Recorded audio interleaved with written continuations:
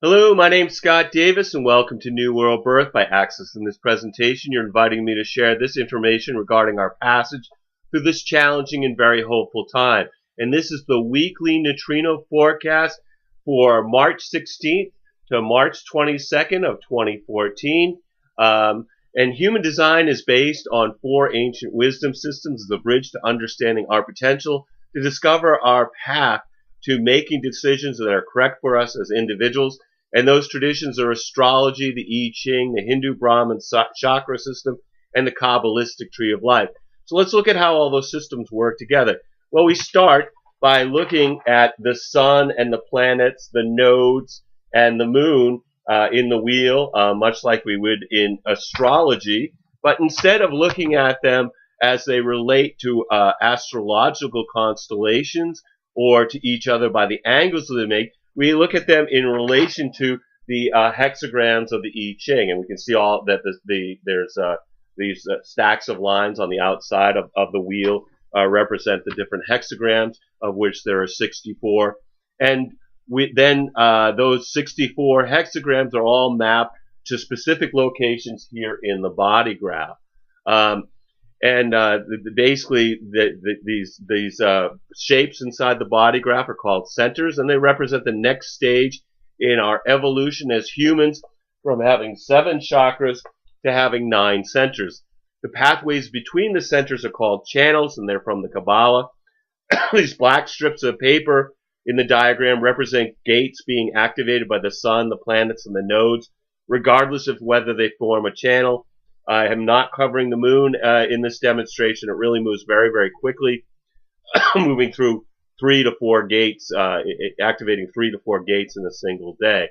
So at the very beginning of the week, we have the sun in the 36th hexagram, which we can see right here. We see the sun. It's in late Pisces in the 36th hexagram, which is denoted, we number them from bottom to top.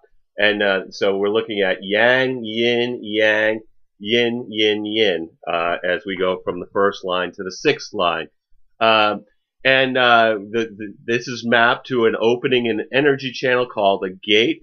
And we have over here, this is the 36th gate of crisis, the darkening of the light, the rule of cycles in which decline is a natural but not enduring stage. It's located here in the solar plexus center, in an abstract collective energy channel, energy path in the sensing circuit that's called transitoriness, a design of a jack of all trades that connects to the 35 here at the throat. And I found human design to be so amazingly accurate in describing the person that I use it as my primary tool when I'm providing readings. We also have activated the following gates on March 16th. We have, again, we have the sun in the 36th. The earth is in the 6th. The north node is in the 50. The south node is in the 3. We have Mercury over here in the 30th gate of the Fates. We have Venus over here in the 19th gate about our needs. Jupiter here in the 32. Mars in the 32. Jupiter is over here in the 39. Saturn is retrograde up here in the 43, as is Mars. Mars is retrograde in the 32. We have Uranus in the 21, Neptune in the 37, and Pluto is down here in the 38. Obviously, not every gate activation forms a channel. At the beginning of this report, there is no channels being activated by the transits. But this information is really helpful if you know your own human design chart, because these transits will form channels with potentials within your body graph, perhaps even activating centers that you don't normally have in your body graph. So you can kind of play along at home. And to do that, you can get your human design chart by going to jovianarchive.com. Click on the button that says Get Your Free Rave Chart, and then enter in your birth information. We're going to be looking at the sun's line values daily, because 70% of the neutrinos we receive come through the sun. And as Ra Uru said, when talking about these daily shifts of the line values. This is a quote: "We can always take advantage of the themes of the day." So, and I think that's an important thing to think about. This. Yes, we can look at this as conditioning, but we can also look at how can we benefit from this knowledge. Perhaps it isn't just something that affects us negatively. Perhaps we can look at the themes of the days and how we can use them to our advantage. Just recognizing they're not us; they're the transits, and from that we can start to see that there some days are more positive for one type of activity, other days are more positive for a different type of activity. So let's get started. March 16th begins with the sun. Again, it's over here in the 36th gate. It's in the 4th line, so it's the line of the opportunist. It's keynoted as espionage. Exalted, it's the ability to prepare for and anticipate decline through the accumulation of secret and privileged information, the realization that knowledge, both covert and esoteric, is necessary if one is to be prepared for crisis and change. Detrimented, it's the tendency in recognizing the strengths of the opposition to accept the inevitable decline and rather than resist, to offer one's services to guarantee survival. The double agent, crisis knowledge that is available to others for a price. In 4th line days, represent that we are now up into the upper trigram. The lower trigram represents more of a personal process, whereas the upper trigram is transpersonal. And when we think about the 4th line, people move, when we get into the 4th line, they move from an inward perspective to an outward perspective. We have themes of friendship, of companionship, of networking. 4th line is great for social interacting. It's people are more open to networking, to being friendly and social. And then later on the 16th, the sun moves up into the 5th line, which is the line of the heretic. Again, we're still talking about the 36th gate and hexagram. This shift happens at 9:26 p.m. Eastern Daylight Time, which is the underground. Exalted is perfected survival regardless of conditions. Immunity to crisis as both generator and survivor. Detrimented, it's a nervousness that can lead to self-betrayal.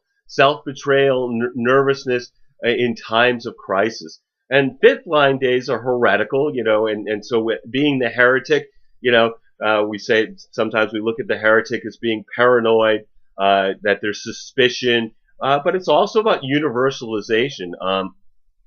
Something can leak out and spread very rapidly like a virus on a 5th line day, like, perhaps a YouTube video that suddenly there's millions of viewings.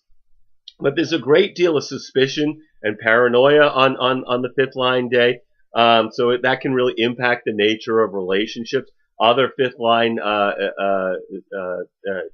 things that we would be looking at we're looking at people projecting onto other people. It's also, the 5th line is about seduction. So you might look and see if you're seeing any of those themes being played out when the sun is in the 5th line. And then on the 17th, the sun moves into the 6th line. So it's up here in the role model line on the roof of the hexagram. It's still in the 36th gate. This shift happens at 8:03 p.m. Eastern Daylight Time. The sun in the 36th 6 is justice, the inevitable survival of right. Exalted is the knowledge and attendant faith that the powers of darkness eventually destroy themselves. Those whom God wishes to destroy, the gods wish to destroy, first make mad. The correctness of crisis when it arises out of pure feelings. Detrimented is a profound sorrow and cynicism that is not diminished by the understanding that darkness is self-annihilating. The sorrow or cynicism that comes with seeing that despite the correctness of feeling, there is always crisis. And six line days, we're talking about that energy of being on the roof. So, one thing to watch out for is getting your head stuck in the clouds, because as you're out there looking at up at the stars or the clouds or whatever, you might walk into something and bang your knee or shin or something like that. It's a day when there's a real lack of focus on what's going around. Kind of like a third line day when there's certain dangers of just not seeing something coming down the road, whether it's a car or a bill, or there's just something that's being overlooked as we're looking beyond what's happening in the day with that sixth line energy.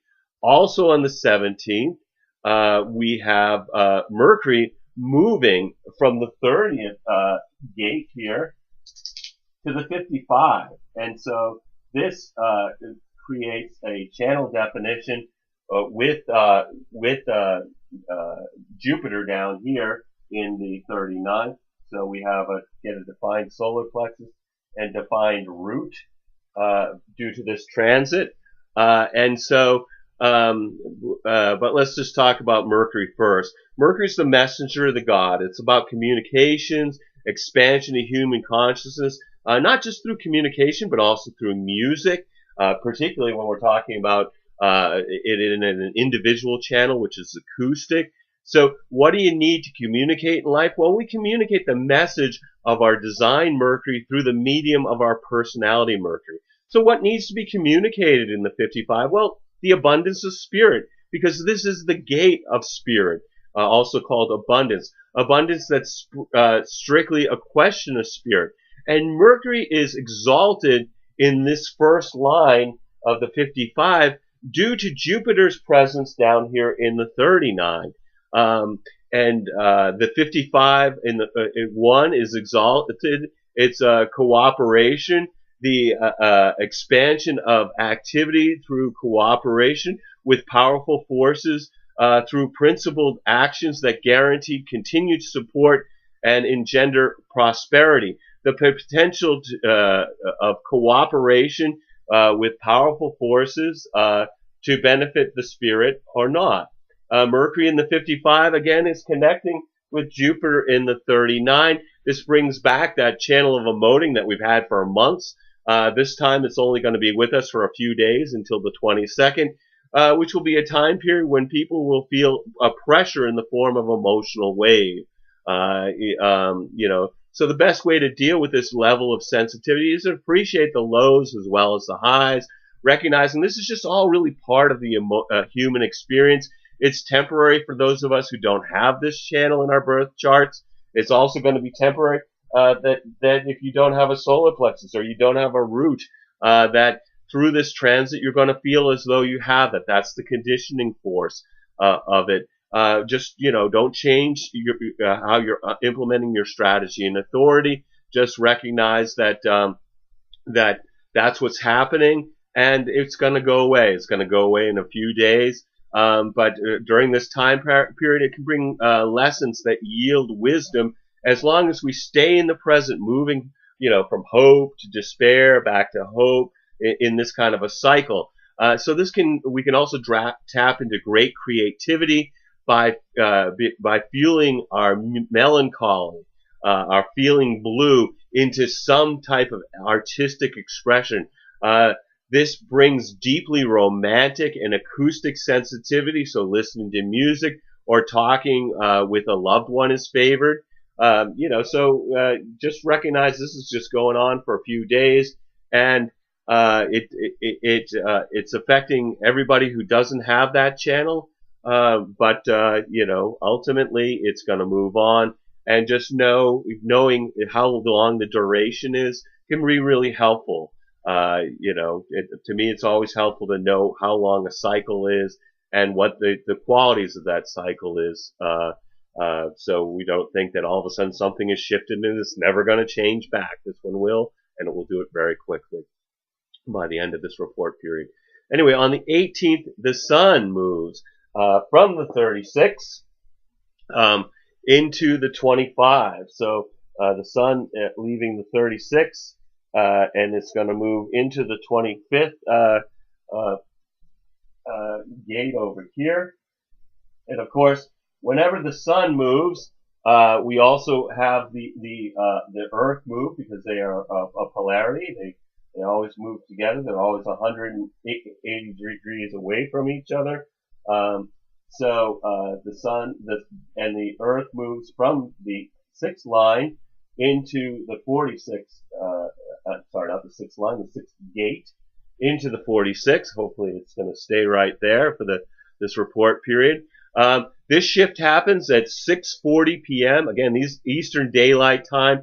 I'm giving you Eastern Time, so you're going to want to change these to your local time zone. The sun in the 25th gate of spirit, of the self. It's called innocence. It's the perfection of action through uncontrived and spontaneous nature.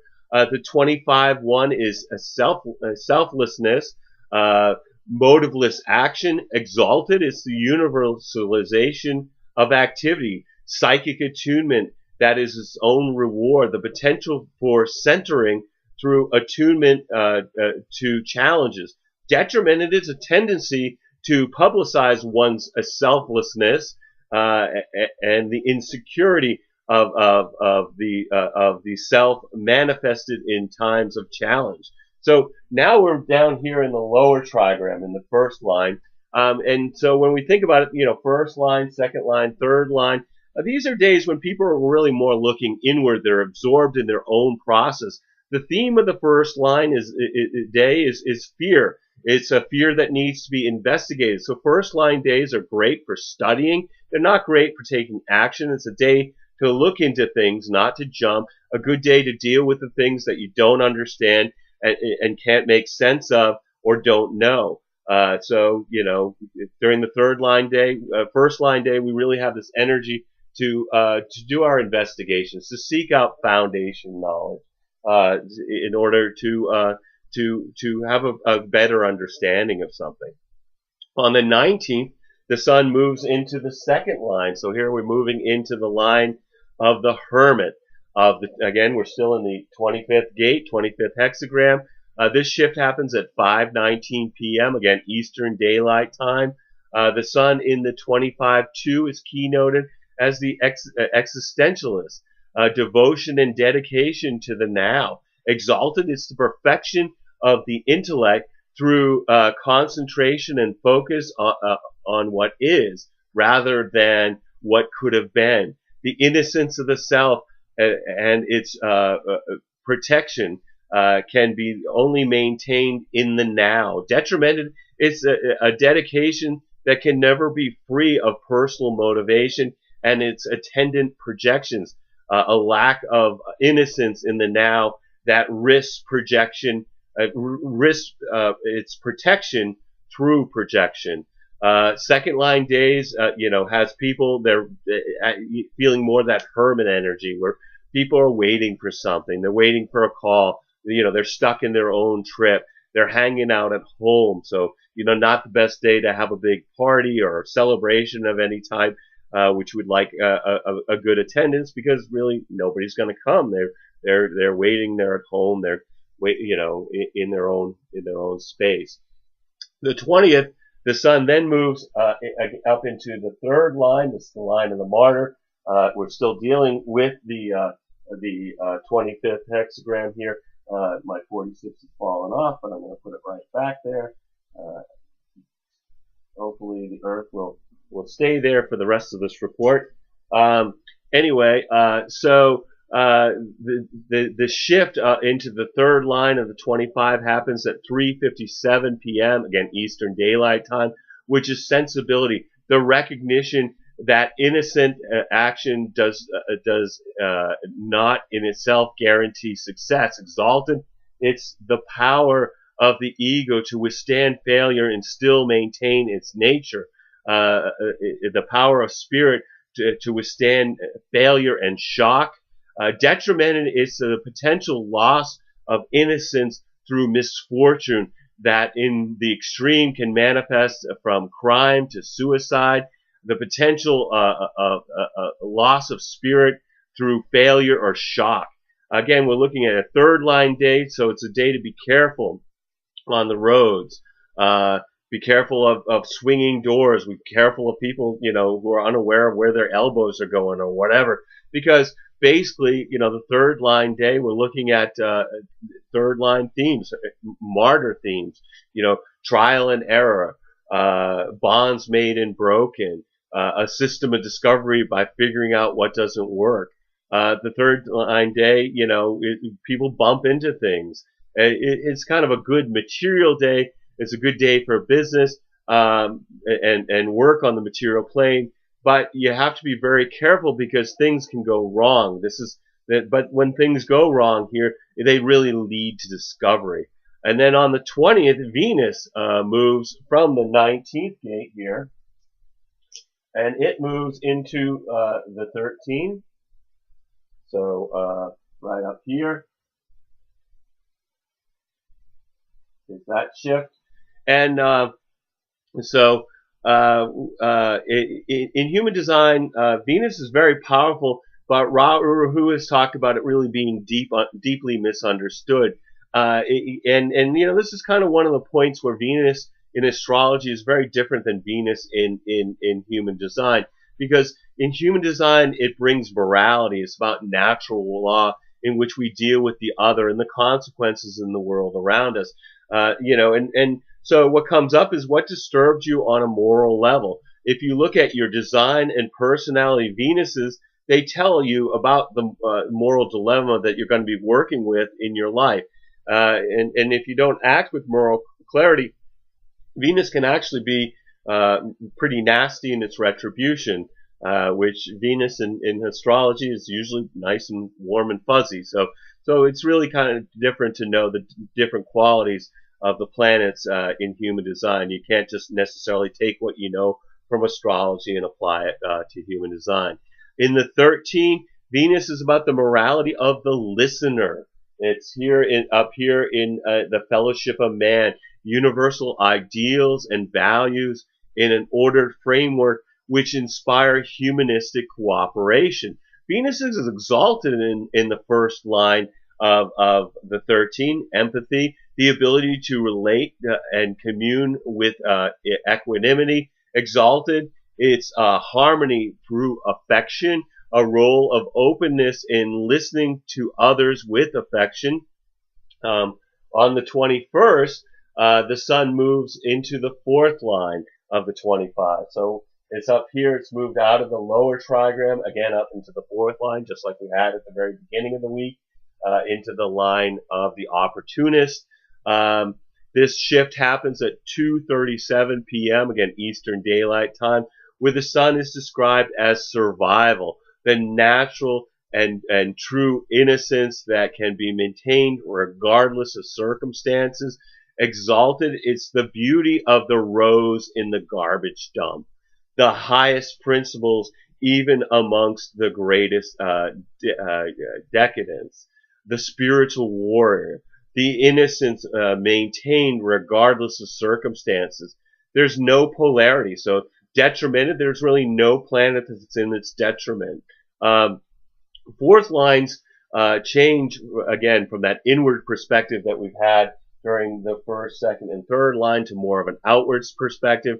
Again, the themes are friendship, companionship, networking, social interaction, being friendly, being social during that fourth line energy. And then on the 22nd, this is where the sun moves into the fifth line. So back up here to the line of the heretic, again, of the 25th gate in hexagram. This shift happens at 1:17 p.m., again, Eastern Daylight Time. The sun in the 25-5 is described as recuperation. When innocence is sapped of its vitality, healing is not a priority. Exalted, it's the ability to recognize the inner meaning of an affliction and to withdraw until it's healed. The power of the spirit to heal and be healed. Detrimented, it's hypochondria, the need to be healed by others, the weakness of spirit that requires healing from others. Again, we've talked about fifth line days as being heretical, a day of suspicion, a day of universalization, that something can leak out and become viral. Other themes that we're looking at here is we're certainly looking at suspicion and paranoia during the fifth line day. We're looking at projection, and with the fifth line, the projection is always positive then negative. And, I'm not sure I actually believe that fifth line people are paranoid, because that projection is very real, and the punishment is also very real when we do not fulfill the other person's expectation, because either we can't, we don't want to, or whatever. It's just that's what gets projected onto us, and that's kind of the nature of the fifth line of being. Also on the 22nd, Mercury moves from the 55. So, and Mercury's a fast mover. And so these definitions here of the solar plexus and the root center then go away as Mercury then moves into the 37, where it's joining Neptune. Again, Mercury, the messenger of the gods. Mercury was the communicator. He brought the messages to everywhere in the pantheon of gods. Mercury was the only god that actually could go to Hades and get out, without some kind of retribution as the messenger. So this is, again, it's about expansion of human consciousness through communication, communication not just limited to words, but to sound and the quality of the voice and music. And again, as I said before, this is about what do we communicate in life. We communicate through our Mercuries. Mercury in the 37. So what we're communicating? We're talking about friendship. We're talking about family, because this is the gate of friendship. This is the gate of family. And it's the manifestation, micro and macro cosmically, of the organic nature of communities. It's in the first line of the mother and father, the position of inherent respect that ensures a focus for the development of guidelines. Exalted, it's harmony is the key to success, successful maintenance of relationships. It's only through harmony that beauty and values of the family can endure. Friendship that is rooted in sensitivity and ensures harmony. Detrimented, there are no planets that are detrimented in the 37-1. So this week, the sun begins moving through the 25 and the 17, the 21, and also the 51. Which are all gates that are associated with the Archangel Michael God's head.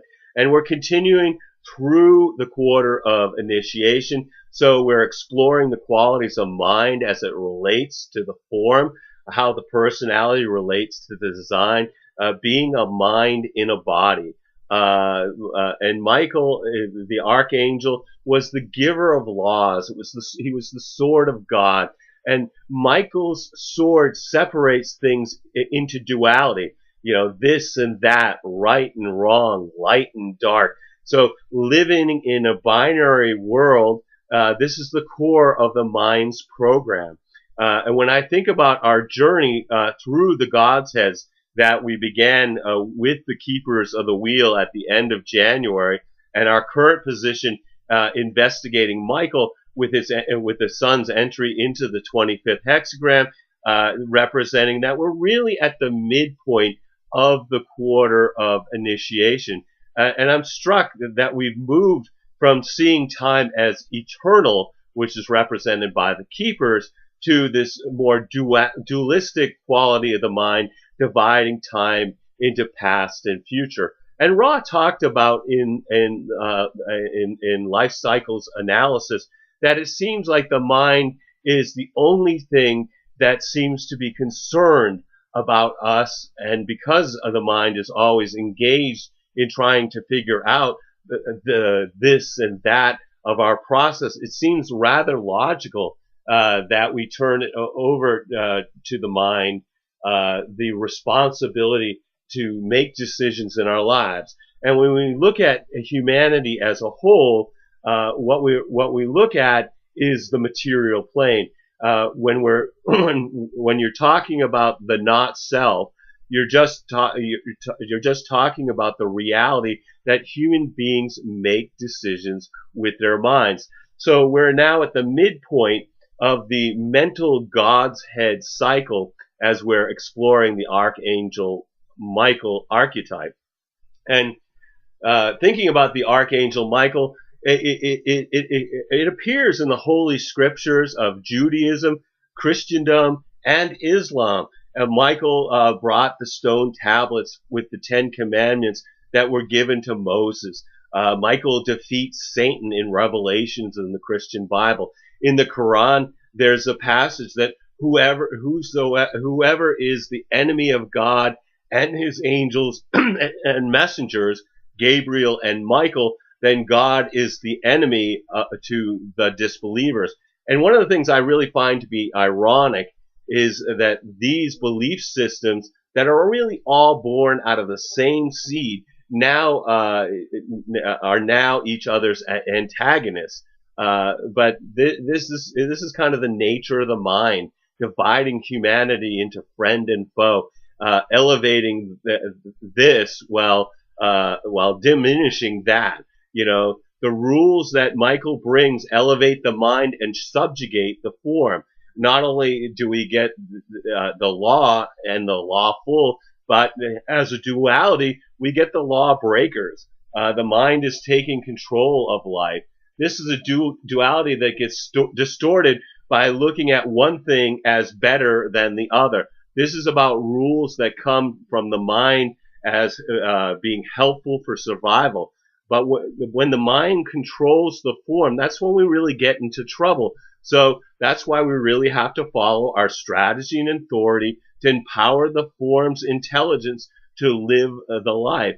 I do find that it's really interesting that within the human design education system, that the mind is elevating the prosperous who can pay for credentialing and diminishing the poor who cannot, regardless of knowledge of the system that comes from self-study or real-life experiences and a devotion to the subject. But, you know, that's going to be a topic for another time.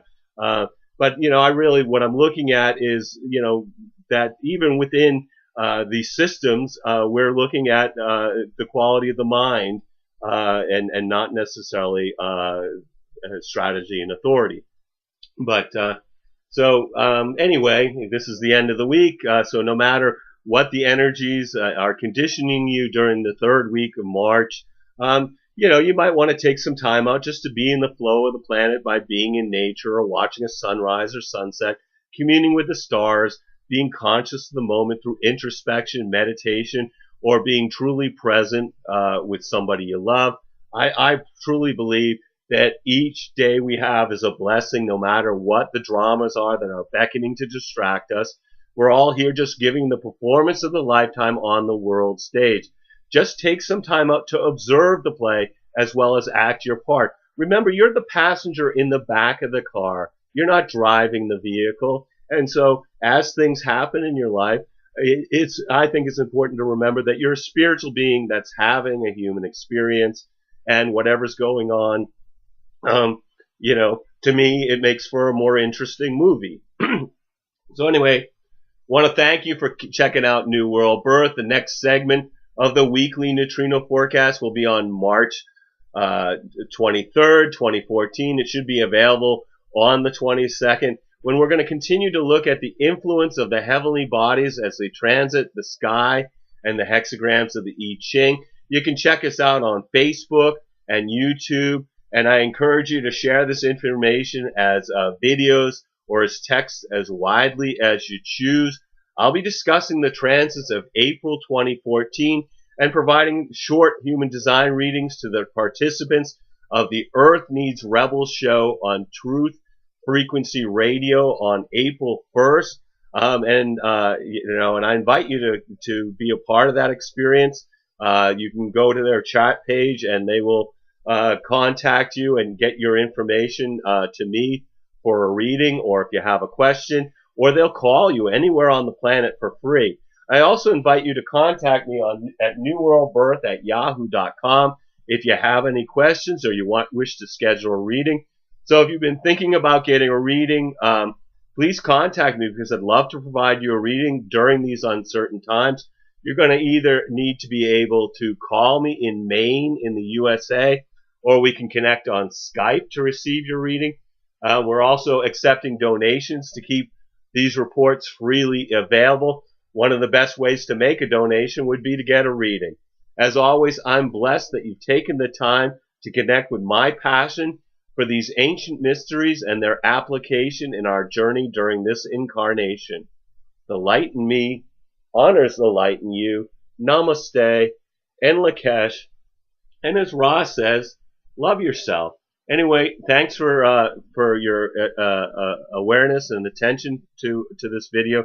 I'm, of course, very grateful for that, and I hope to connect with you either in future videos or in a reading or on the radio show. But thank you for blessing me with your time.